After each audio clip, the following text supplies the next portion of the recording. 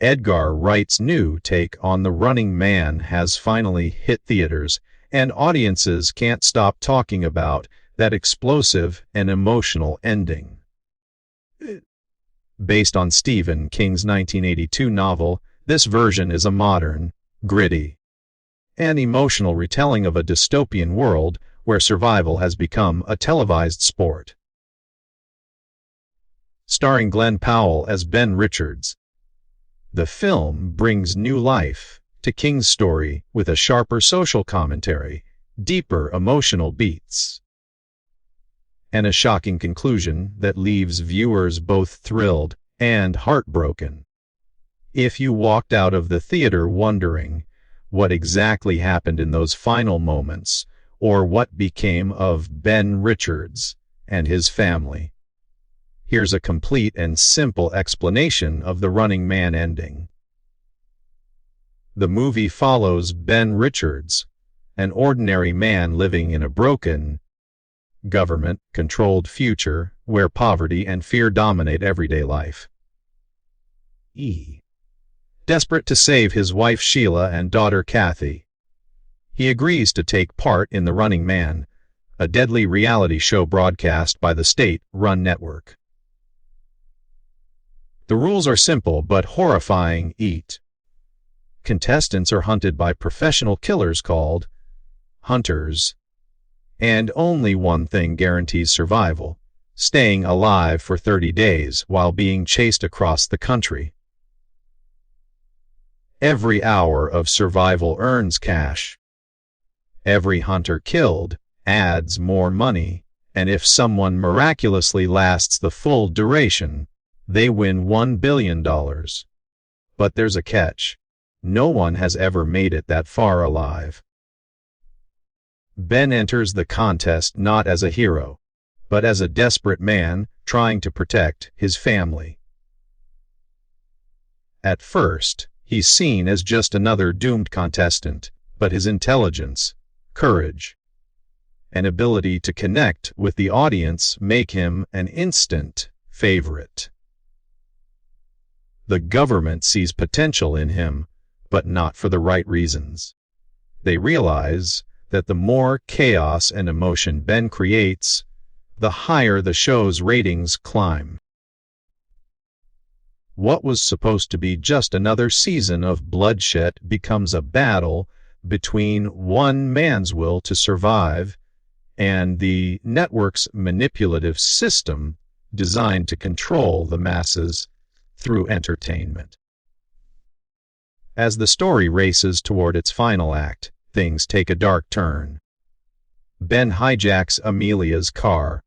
She's an employee working behind the scenes at the network, and forces her to drive him to an airfield. Initially terrified, Amelia slowly starts to understand Ben's pain and determination. When she learns that everything about The Running Man is a lie and that contestants are exploited for ratings, her loyalty shifts. She decides to help him escape. To manipulate the network, Ben pretends that Amelia's handbag contains a bomb and demands a private jet to flee across the Canadian border. Once inside the plane, the show's producer, Dan Killian, appears via video call.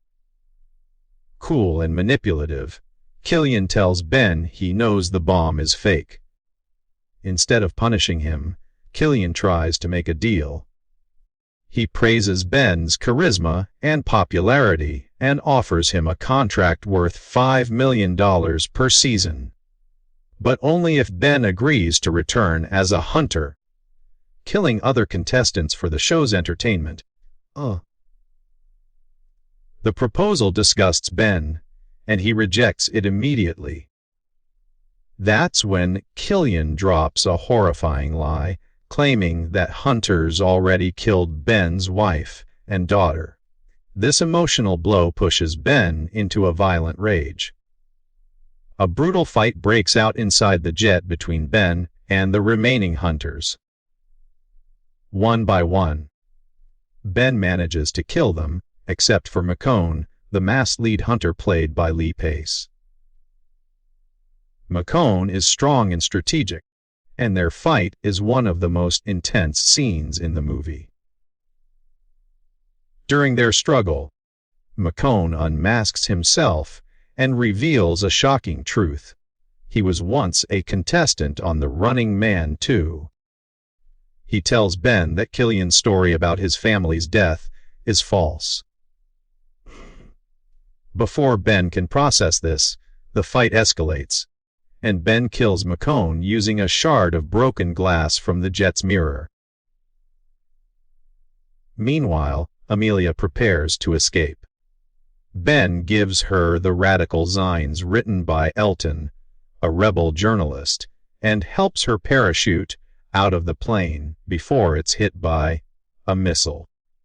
As the jet explodes in the sky, the network declares Ben Richards officially dead, ending the season of The Running Man in dramatic fashion. To the world, the show's biggest star is gone, but the truth is far more complicated.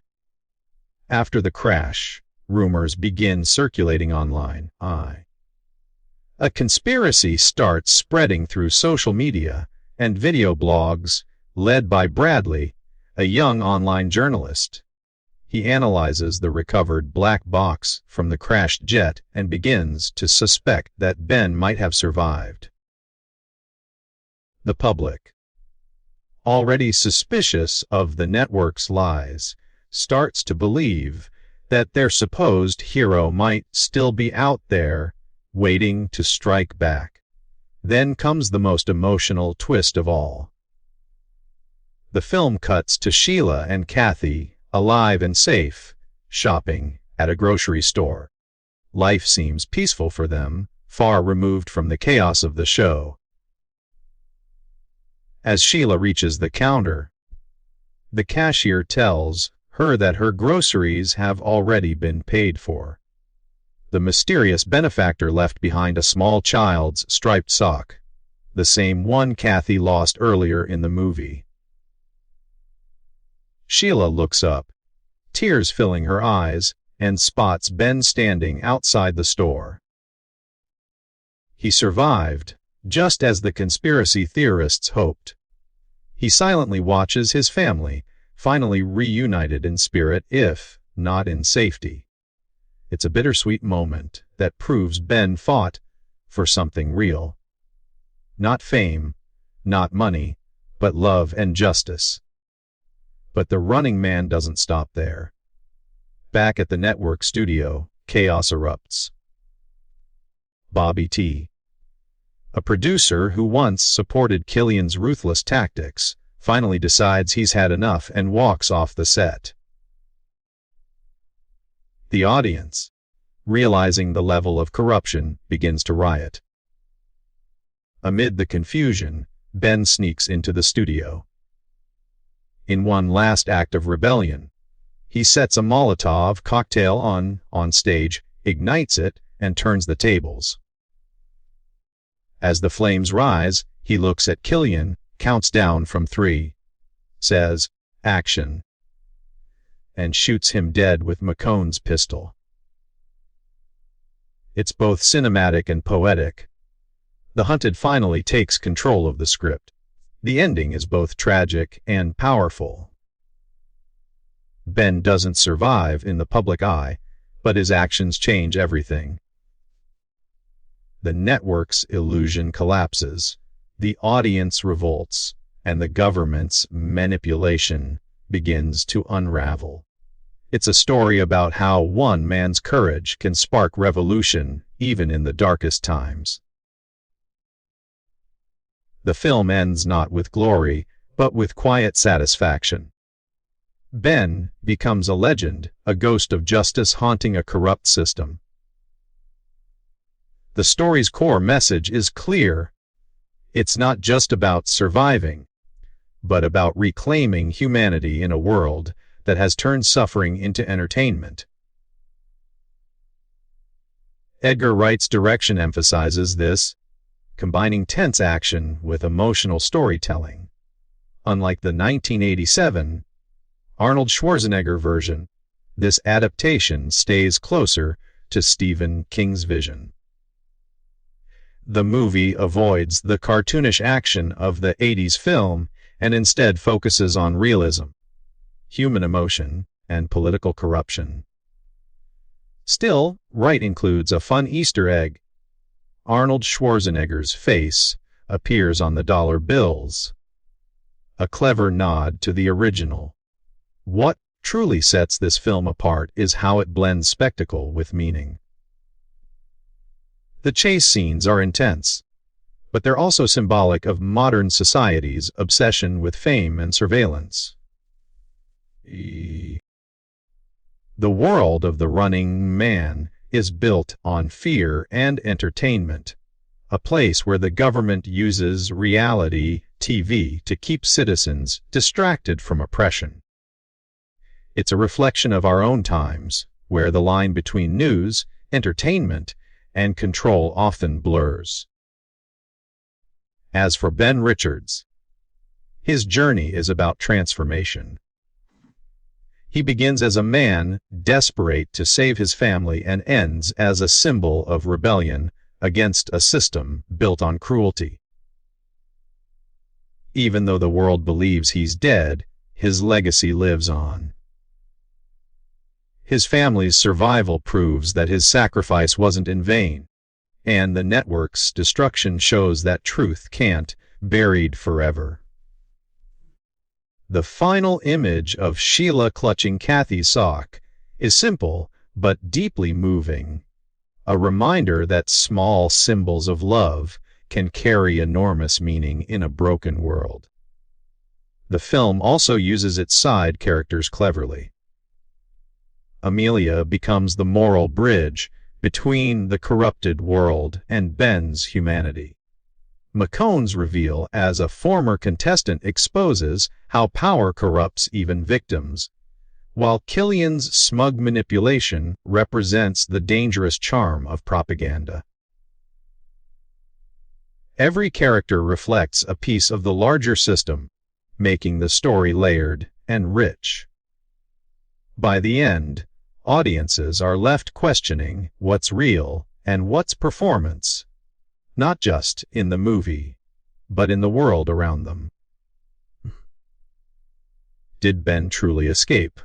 Or is his reunion with Sheila just another illusion broadcast by the network to calm public outrage? Wright leaves that ambiguity open, making the ending both mysterious and haunting. With its action-packed sequences, emotional drama, and sharp political commentary, The Running Man stands out as one of the most gripping Stephen King adaptations in years. Glenn Powell's performance brings depth and intensity, showing both strength and vulnerability. It's a story that hits hard, especially for anyone who's ever felt trapped by systems bigger than themselves. The Running Man isn't just about survival, it's about fighting for truth when the world tells you lies. In the end, Ben Richards becomes more than a man. He becomes an idea, a reminder that courage can still exist in a world built on fear. You